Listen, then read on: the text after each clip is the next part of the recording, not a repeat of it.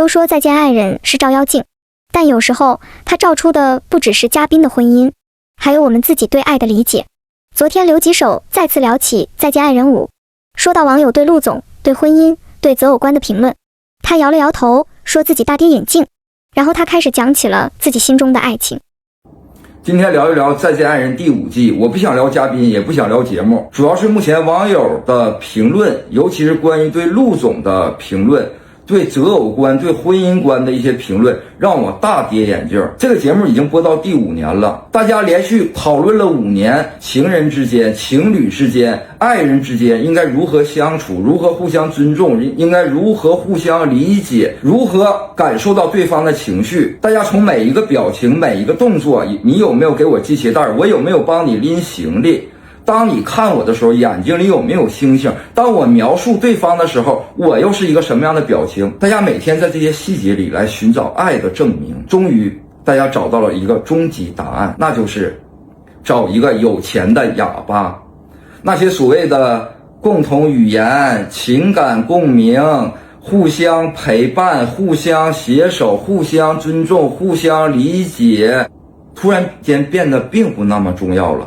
只要你有钱，我就想找一个有钱的爹（括号别说话，少回家，你别管我干啥，我也不想知道你干什么啊！你别问我，我也不问你，你只要给钱就行。）这就是目前很多网友给出的一个终极答案，这些小娇妻心中的恋爱观。所以说他们遇到了陆总就美美的吻了上去。有人说，首哥，那你心中的爱情是什么样子呢？我心中的爱情是，我去过他的世界，他来过我的世界，我们携手共同走向一个更大的世界，我们一起去全世界各个角落去旅游，我们去欣赏美丽的景色，我们互相拍视频、拍照片，留下美好的回忆。我去到他的城市，我去他小时候的幼儿园、小学、中学，听他跟我讲他小时候上学的事情，还有从家里到学校的那条路，那些小吃店，我每一家都走过。同时他也来到了我的老家东北，他第一次见到了东北的雪，他激动得像个孩子。我们到松花江的江边去抽冰猴、放爬犁、吃糖葫芦，他见到东北的所有东西都充满了好奇、兴奋，他非常想了解我小时候的事情，我一件一件讲给他听，我把我的相册翻出来给他看，告诉他这个人是谁，这个人是谁。我喜欢听他弹钢琴，我经常邀请他弹琴，我唱歌，我们在家里搞卡拉 OK， 我们买了一只小狗，我们一起开车去机场把小狗接回来，我们为小狗准备了所有的生活用品，我们对待小狗就像对待我们的孩子一样，我们带小狗去爬山，我们带它去海边，我们带它去滑雪，我们一起带它去玩桨板，我们留下了无数的照片和视频。他知道我喜欢骑摩托车，每当我出车的时候，他都会在阳台看着我离开小区。每当我回家的时候，他听到摩托车的马达声的时候，他也会站在阳台看着我回家。我知道他喜欢跳伞，其实我是反对的，但是我知道他喜欢，我就一直鼓励他。我不断的在网上找各种各样的视频，安全教学、安全事故、注意事项，我分享给他，我就希望他能平平安安、高高兴兴。当他给我讲他的跳伞装备的时候，其实我是没有兴趣的，但是我会主动的去问，这个东西是什么呀？这个东西有什么用啊？在天上是什么感觉呀？每当他给我讲他在天上的时候的那种兴奋感、那种快乐，我由衷的为他高兴。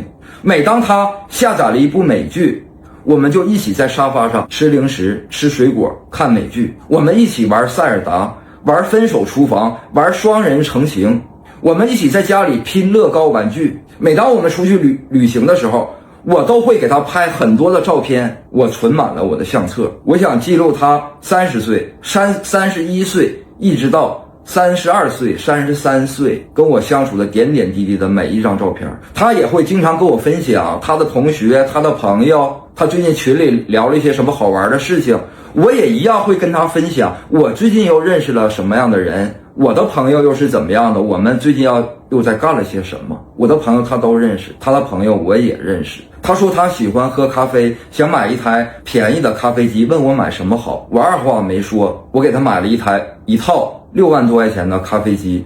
我每天我变着花样的给他做咖啡，他会翻我的电脑，翻我的浏览记录，来了解我最近又喜欢了什么好玩的新东西。然后在我过生日的那天，他会作为惊喜送给我。他说他想开店，我说好，每天我去发快递，我去当客服，我全力支持。他说他也想做自媒体，我说好，我陪你一起录。我在视频里像个小丑，我作为他的搭档，我愿意作为他的绿叶，我陪他一起录视频。当然我们也会经常的吵架、争执、冷战，甚至我离家出走。但我觉得这不就是情侣之间、爱人之间正常的交往吗？两口子过日子难道不就是过的这些吗？有人说手哥你说这么多，你做到了吗？废话，我如果没做到我能说吗？我既然敢说，就不怕你们查。我说的所有事情在互联网上都能找到照片、视频，都有证据。有人说手哥你不可能这么好，你认识我几天啊？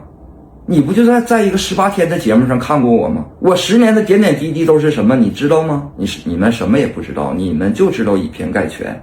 你们就觉得我在节目上没拎行李，我在节目上我怼人了，我在节目如何了。当然那些也是真实的。我觉得夫妻之间、情侣之间，它就像一个五味瓶，酸甜苦辣咸都有，这才是一个完整的人生，完整的一段婚姻，完整的一段爱情。就是因为有这些苦、这些酸、这些辣，才会让我们的生活变得更立体，让我们的爱情变得更丰满，难道不是吗？有人说手哥你过得这么丰满，你为什么最后你们分开了？这也是为什么我们分开到现在，我每当想起这些东西，依然会让我感觉到甜蜜，也没有任何埋怨。每当想起这些事情的时候，我总是心怀感激，我从来没有抱怨。就像他说的一样，我们在一起是因为爱，我们分开同样也是因为爱。我们爱从何体现？就是我说的这些点点滴滴，并不是因为我有钱，我不回家，我不理他，我干什么他不知道，他也不管我，我也不问他，我就给钱。如果是那样的话，还会有这么多美好的回忆吗？我还会至今无法忘怀，形成我内心中积压的一种执念吗？就是因为我去过他的世界，他也来过我的世界，我们携手一起又去了一个新的世界。虽然我们现在又成了2个世界的人，但曾经的那些回忆永远不会消失，当然也有一些遗憾。难道这不就是人生吗？就是因为有这些遗憾，有这些酸甜苦辣，才能让我们更好的成长。成长重要，携手同样更重要。留几手这段话说的真流畅，有画面，有节奏，有细节，尤其是他讲那段爱情，去他小时候的幼儿园、小学、中学，带小狗去海边。他出车时，他站在阳台看他离开，那一幕幕都很生活，很温柔。所以你能感觉到，他不是没爱过，也不是没有柔情，能记得这么多细节，说明他真的沉浸过，动过真情。这一次，他的语气里没有那种我看透一切的讽刺，更多的是怀念，是真心的。但从逻辑上看，他还是那个理性男。整段的核心逻辑其实是我做了很多，我懂爱，你们误会我了。这是典型的自我证明式表达。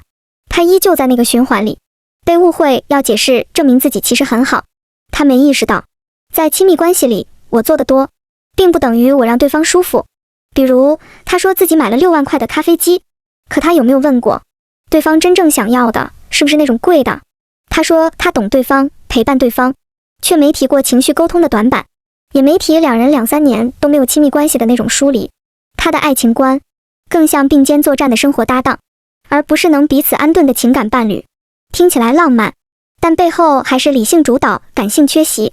从心理层面看，这其实是一种怀旧式的自证。他说的像是我还记得，我没怨，但底层是在说，我想让你们知道，我不是坏人。这段发言像一封写给过去的情书，也像一封辩护书。他在回忆里找力量，也在讲述里替自己洗一点白。留几手这段话，真心和执念都有。他说出了一个理智男人的矛盾，在情感崩塌后仍想证明自己值得爱的复杂状态。他在这段话里依然在证明，我其实是个会爱的人，只是你们没看到。这就是留几手一如既往的理智又自证。他谈的是爱，却更像在交代。他怀念的是甜，却不肯承认苦。他说爱情是去彼此的世界，可在他的世界里，感情仍然是一场计划，一种执行，一次记录，理性到几乎没给情绪留下空间。所以我信他一半，我信他爱过，但我也信他还没学会怎么爱去。有时候最懂分析的人往往最不会体会，他想被理解，却又怕被看穿。他想证明自己没错，却始终不敢面对自己的脆弱。再见爱人拍了5年，有人在找幸福，有人在逃离爱，而留几手他还在学着如何放下那个被误会的自己，重新出发。随后留几手又在微博发了一篇神回复式的长文，他说留了现在肯定愁的一个头两个大，快成留大脑袋了，我觉得我有义务为再见爱人挽回点损失。接着他列出了3条建议，听起来一本正经，实则全是反讽。第1条，我愿意无偿提供我的肖像、声音素材，可以通过 AI 换头把陆行的脑袋换成我的，这样节目更完整，我也能体验一把有钱爹地的感受，还有小娇妻的追捧。第2条，把我们那一季没播出的素材全放出来，让大家看看什么叫真正的大场面，真正的刺激。第3条，再请我们6个老嘉宾录一档爱人回来了，去个农家乐，杨子泡茶，亮子弹琴，我唱歌吃烧鸡大鲤鱼，岂不妙哉？这语气活脱脱是个综艺界郭德纲，明明在吐槽，偏偏每句都能让人笑出声。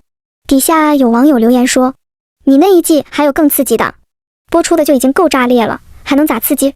留几手直接回，比如经费花光了，都买烧鸡了，结果路上看到卖雪糕的，还有小饭馆，我们想吃，可数病，没钱，你猜会发生什么？这话一出，网友全笑了，但懂节目内情的人都知道，这背后也暗藏了点真话。毕竟当初就有传言说，再见爱人4的剪辑组集体崩溃，有人辞职，有人抑郁，原因就是素材太炸裂，情绪太浓。而麦琳和黄圣依在录制中不和的传闻也早就传得满天飞，结果留几手这一番玩笑式爆料，等于半实锤了那句再见爱人4真全员本色出演。后来据说导演刘乐都忍不住发讯息叫他别添乱了。你看，这就叫留几手是浪漫，嘴上说是帮节目挽回损失，实际上又一次掀起了讨论热度，一边嘴毒，一边又精准踩点。他既是节目里的主角，也是节目之外永远的流量续命单。原本定在10月23号播出的《再见爱人》第5季第2期，临时延后了1天，24号才上线。这一季啊，真是还没热乎就出事。节目刚开播没几天，嘉宾陆行就被网友扒出涉及行贿案和受贿官员的判决文书都被翻出来。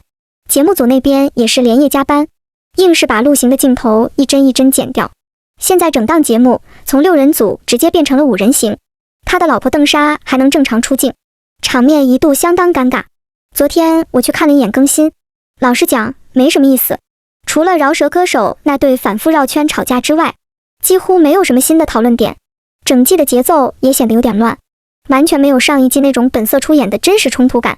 好了，今天就先聊到这，等节目再出点火花，咱们再细说。Come on, man. Come on, man. Come on, man. Come on, we 24 hours stay together. 你 you act like that? 我没有 act like that， 我 act like this 不是因为零分。Alright. 你说的，我一直在 aggressive 你。Why? 哦，damn， 我想找个地方躲起来。你的 revenge 无处不在。好了 ，real recognize real。你 real 个锤子，你 real。你看 You deserve, you're the champion. Yes.